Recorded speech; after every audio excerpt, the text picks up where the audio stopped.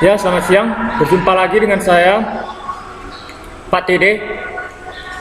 Nah, pada pertemuan kita kali ini, pertemuan ke-7, akan membahas mengenai web hosting. Nah, seperti apa nanti itu web hosting dan bagaimana bentuknya akan kita bahas di materi pertemuan ke-7 kita ini. Nah, sebelum kita masuk ke pembahasan materi kita, alangkah baiknya kita berdoa terlebih dahulu menurut kepercayaan dan keyakinan kita masing-masing. Berdoa dimulai.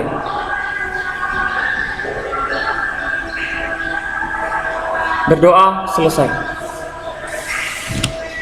Nah, adapun kompetensi dasar dan indikator pada pertemuan kita kali ini, kompetensi dasar yang pertama yaitu menerapkan web hosting, dan yang kedua adalah membuat aplikasi web hosting. Sedangkan untuk indikatornya, yang pertama adalah menjelaskan konsep prosedur aplikasi web hosting, dan yang kedua adalah menerapkan aplikasi web ke dalam web hosting. Nah, apa itu web hosting? Nah, hosting merupakan layanan yang menyediakan tempat menjalankan sebuah aplikasi atau penyimpanan data di lokasi terpusat atau server yang biasa diakses dengan koneksi internet. Jadi hosting ini banyak digunakan untuk berbagai macam keperluan, mulai dari penyimpanan serta aplikasi website, file transfer dalam bentuk FTP, kemudian pusat data email, dan penyimpanan lainnya. Nah, lalu bagaimana konsep dari web hosting? Seperti yang kalian lihat di layar, ya, di sini ada gambar, di mana gambar ini di bagian sini adalah jalan. Yang bagian ini adalah, sedangkan bagian yang ini adalah ada tanahnya, kemudian ada rumah, dan ada tempat surat. Nah, lalu yang mana yang dinamakan dengan hosting atau hosting web? Nah, jadi tanah ini, gambaran tanah ini adalah dinamakan hosting web. Sedangkan yang rumah ini adalah situs web. Contoh, misalnya seperti Bukalapak. Ibaratkan ini adalah rumah dari website Bukalapak. Sedangkan yang ini adalah nama domain dari si website, nama domain dari si rumah web itu. Nama domain dari si rumah Bukalapak ini adalah www.bukalapak.com. Itulah yang dinamakan nama domain. Sedangkan jalan ini adalah akses internet. Jadi dengan adanya jalan ini kita bisa mengakses baik itu domainnya dan situsnya. Jadi paham ya? Jadi hosting itu tempat menyimpan si situs web atau si halaman web serta alamat domainnya. Sedangkan jalan ini untuk mengakses secara keseluruhan. Oke? Nah, saya kasih contoh cara kerja dari web hosting. Misalnya kita ingin membuka yang namanya www.webku.com. Yang pertama kita lakukan pada klien itu adalah membuka browser. Contoh misalnya kita membuka Google Chrome. Kemudian pada URL kita ketikkan nama si domainnya. Nama domain ini adalah alamat yang kita tuju, alamat halaman web yang mau kita tuju. Kemudian, ketika kita sudah terhubung ke akses internet, ke jaringan internet, maka dia merequest ke bagian servernya. Nah, apakah data-data atau halaman web si webku ini, webku.com, tersedia atau tidak di server?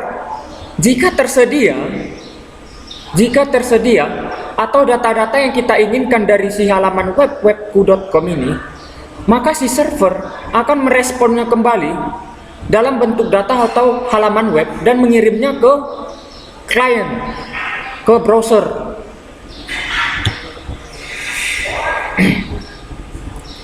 Nah, kemudian si browser akan menampilkan halaman web yang dikirim dari server ke klien tadi. Nah, dengan ditampilkannya si halaman web webku.com itu, maka si user dapat mengakses halaman web si www.webku.com. Nah, jadi seperti itulah gambaran dari cara kerja dari web hosting. Kemudian fungsi website atau fungsi dari web hosting. Yang pertama adalah untuk mempermudah pemilik website dalam mengelola dan mengakses websitenya. Dan yang kedua, server tidak akan mudah down.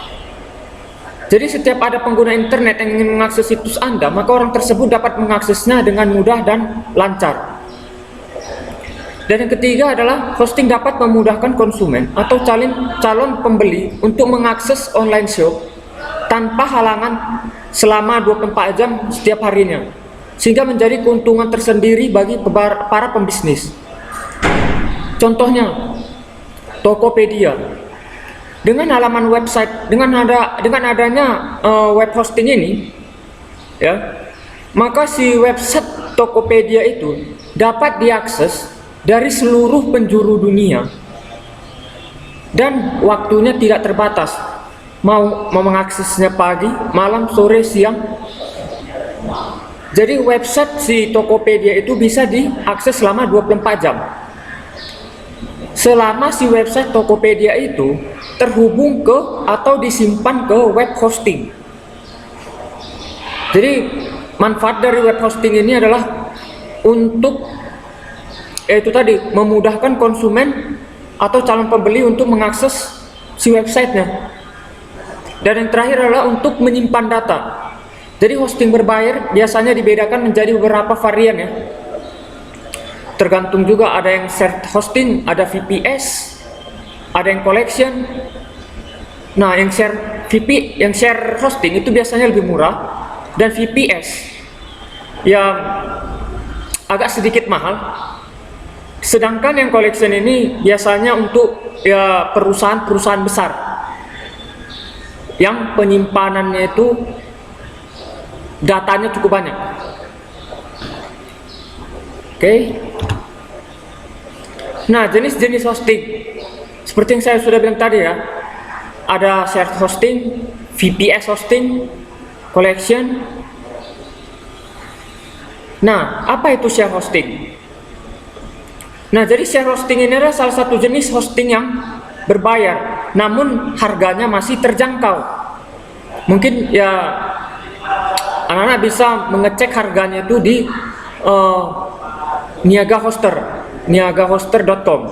Nah, di situ di website itu dia menampilkan atau menyediakan jasa web hosting dengan berbagai macam harga. Jadi share hosting ini memberikan harga yang terjangkau sehingga cocok untuk konsumen yang memiliki dana minimum. Jadi misalnya kalau share hosting ini biasanya digunakan untuk website pribadi. Contoh, misalnya kalian membuat yang namanya blogspot pribadi mengenai di mana website kalian itu mengenai informasi-informasi seputar RPL misalnya. Jadi misalnya kalau website kalian seperti itu, cukup hanya menggunakan yang namanya share hosting.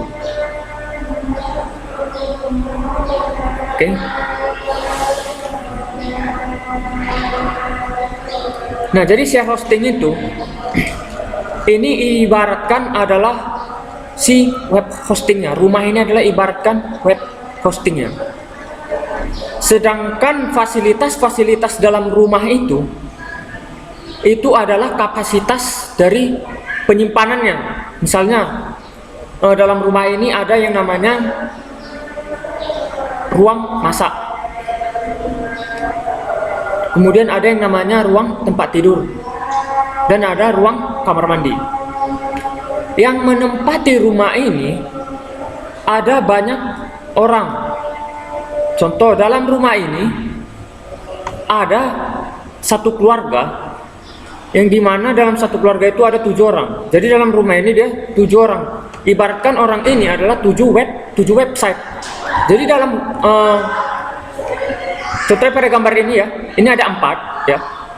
Jadi dalam satu rumah ini, web hosting ini, dia meninggalin atau bertempat tinggal dalam web hosting ini.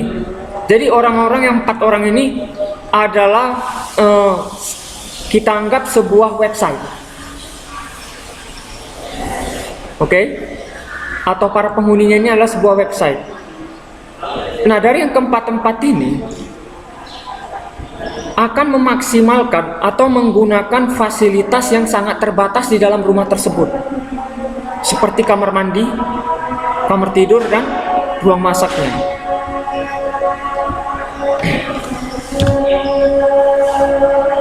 Kemudian VPS hosting.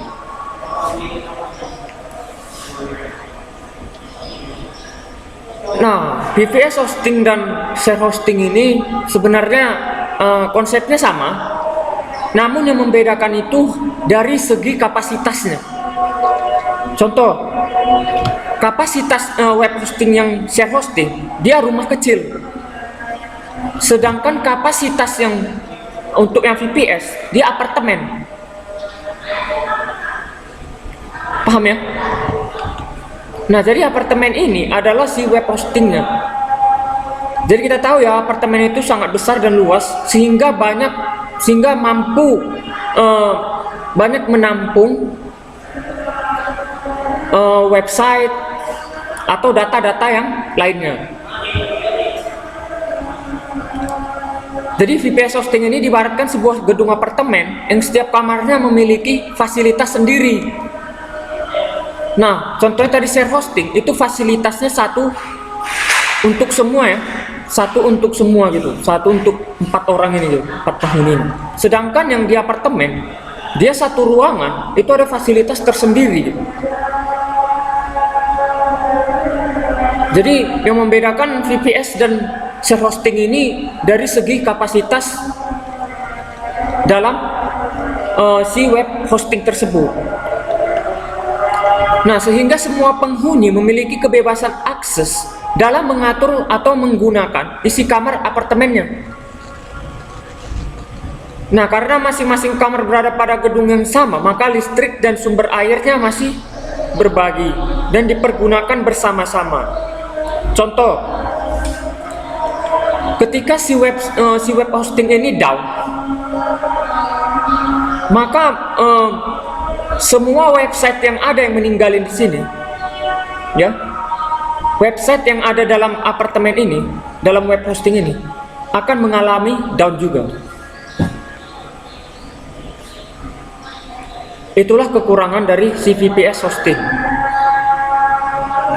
Jadi bisa kita bayangin ya, sebuah server web hosting, jika dia di pusatnya itu mati listrik, maka website-website yang menyimpan data-data dari kepada si web hosting itu akan nggak bisa diakses. Kemudian colocation atau dedicate server. Nah, jadi dedicate atau colocation server ini merupakan sebuah web hosting juga, di mana jadi gambarannya seperti ini ya, diibaratkan sebuah gedung yang Anda tempati sendiri. Tadi kan berbagi tuh. Nah, ini gedung besar itu Anda tempatin sendiri, yang terletak di dalam sebuah komplek yang diibaratkan sebagai data center, dan Anda bebas mengatur fasilitas di dalamnya. Walaupun bebas, jika terjadi sesuatu dengan data center Anda, maka gedung atau server yang Anda miliki dapat terkena imbasnya. Nah, jadi biasanya yang colocation ini digunakan untuk perusahaan-perusahaan besar, karena dia satu web hosting itu dia gunakan hanya untuk perusahaannya saja. website perusahaannya saja, tidak untuk website-website yang lainnya, sehingga fasilitas dan kapasitas yang ada dalam web hosting tersebut dapat maksimal digunakan oleh si website perusahaan tersebut. Nah, lalu bagaimana cara memilih web hosting yang baik? Yang pertama adalah disk space-nya, kita perhatikan. Yang saya bilang tadi ya, kapasitas dari si web hostingnya, besaran hard disk penyimpanan pada server yang dapat dipergunakan. Ini saya gambarkan ya, misalnya mobil ini, si truk ini adalah web hosting, sedangkan yang diangkutnya ini adalah data apa? Sebuah website. Misalnya ini adalah website A, website B, website C dan D. Nah, ini sudah melebihi yang namanya muatan, udah melebihi muatan ya. Jadi web hosting ini tidak mampu lagi menyimpan website ini, sudah ngos-ngosan lah bisa dibilangnya. Jadi yang diperhatikan itu adalah dari segi disk space, dan yang kedua adalah dari segi bandwidth, besaran hitung transfer data yang terjadi antara server hosting dengan komputer pengakses. Kemudian webmail dari pengelola server hosting. Jadi webmail itu fitur pengelola email pada server hosting yang berfungsi untuk mengelola email masuk dan keluar, serta menyimpan data email yang Anda miliki. Yang keempat adalah harus kita perhatikan yang namanya cPanel. cPanel ini adalah control panel server hosting yang berfungsi mengelola dan mengatur fitur-fitur pada server hosting dengan tampilan graphical user interface yang menampilkan gambar, ikon, dan tulisan. Dan yang terakhir ini adalah kualitas dari data centernya. Nah, ini yang paling penting ya. Apalagi bagi perusahaan-perusahaan besar ya, yang memiliki website di mana website perusahaan tersebut menyimpan data yang cukup banyak. Jadi data center ini sangat penting diperhatikan, di mana lokasi penyimpanan server hosting yang dilengkapi dengan infrastruktur yang berfungsi untuk menjaga server si perusahaan dari gangguan seperti ruangan pendingin yang cukup. Kemudian data-datanya harus di backup juga ya, punya cadangan backup. Kemudian kelistrikan dan keamanan dari kejahatan, serta bencana alam. Bencana alamnya contoh seperti gempa ya, atau banjir mungkin. Nah, nanti di praktek ya, setiap hari Kamis kita ada praktek. Nanti di situ saya ajarkan bagaimana membuat yang namanya web hosting. Web hosting secara gratis. Jadi Anda cukup menyediakan atau harus memiliki yang namanya akun Gmail. Jadi sebelum kita membuat web hosting, kita harus punya akun Gmail terlebih dahulu. Jadi saya harap nanti sebelum memasuki praktek web hosting ini, kalian sudah mempunyai yang namanya akun Gmail. Oke? Sampai jumpa nanti di praktek ya, pertemuan praktek. Jika ada yang ingin mau ditanyakan mengenai web hosting, bisa menghubungi saya ya, dari chat WA atau chat dari e-learning. Oke? Nanti juga saya memberikan tugas dan latihan. Jadi tugas dan latihan itu kalian kerjakan sebaik mungkin. Jadi kalian dapat nilai yang maksimal. Oke. Cukup sekian untuk pertemuan kita kali ini. Kita akhiri dengan berdoa menurut kepercayaan dan keyakinan kita masing-masing. Berdoa dimulai. Berdoa selesai. Sekian dan terima kasih.